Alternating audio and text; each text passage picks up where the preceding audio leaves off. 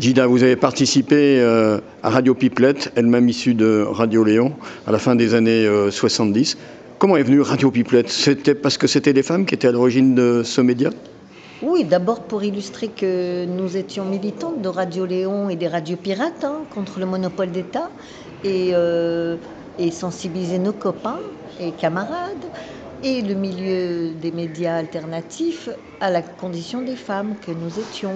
Et donc on a eu l'idée d'initier Radio Pipelette. C'est un peu ironique, évidemment.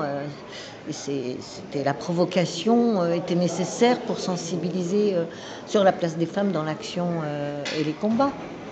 Une radio qui était complètement, pour vous, inscrite dans l'ensemble de l'engagement militant et social? Oui, parce que c'est des copines qui militaient aussi d'ailleurs ailleurs qu'à Radio Léon. Comme moi-même, je militais au JALB et à Zermatt banlieue. Elle militait au MLF, ou bien sur la question de l'écologie, ou bien sur la question de la solidarité avec les migrants, par exemple. Évidemment, c'était la radio, la diffusion de nos actions et de notre réflexion était nécessaire, et l'utilité de la radio pirate et de combattre le monopole d'État, c'était ça, c'était libérer l'expression. Et Radio Pipelette, voilà, c'était donner le micro aux femmes et à celles qui défendent. Ceci dit, Radio Pipelette a eu une vie très éphémère. Elle était symbolique, emblématique de cette période.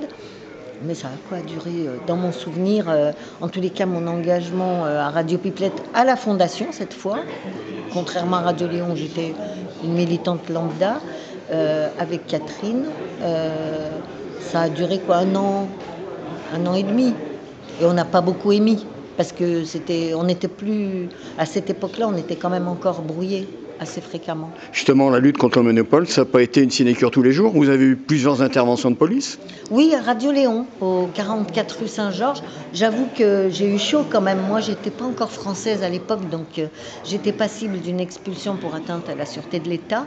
Heureusement que mes copains connaissaient bien la question. Et quand on était nombreux et qu'il y avait une descente de la police, c'était quand même assez violent. C'était pour arracher le matériel, enlever le matériel et arrêter les responsables. Donc on me ciblait jamais comme responsable de la radio, évidemment. D'abord parce que je risquais plus, mais aussi par solidarité, parce que évidemment tous les gens étaient bénévoles et venaient là par solidarité de lutte, quoi. Ultime question, l'ensemble de ces engagements, dont celui de la radio, ça vous a ouvert un autre parcours militant, citoyen, élu? Non, pas vraiment. Enfin, je peux pas dire ça, je pense. Peut-être que l'ensemble de Ou ça vous a préparé, je veux dire. L'ensemble de mes engagements. Figurez-vous, c'est que dans cette même période, on était sensible à la question de la médiatisation de nos actions. On savait qu'il y avait beaucoup de suspicions, d'a priori sur notre génération, sur les jeunes des quartiers, sur les jeunes migrants ou enfants de migrants que nous étions, et nous savions que la question du média était importante, et de s'exprimer, et surtout que notre expression soit respectée, et en tous les cas pas bafouée. Ce qui fait que dans la même période, il y avait cette formation dont j'ai parlé tout à l'heure, à Lyon 2 sur les minorités et les médias, sur les jeunes migrants. Et puis, en même temps, j'avais fait à cette époque-là, je crois dans les années 80, 81, 82, une formation au Conseil de l'Europe sur la manière dont les médias traitaient des questions des minorités.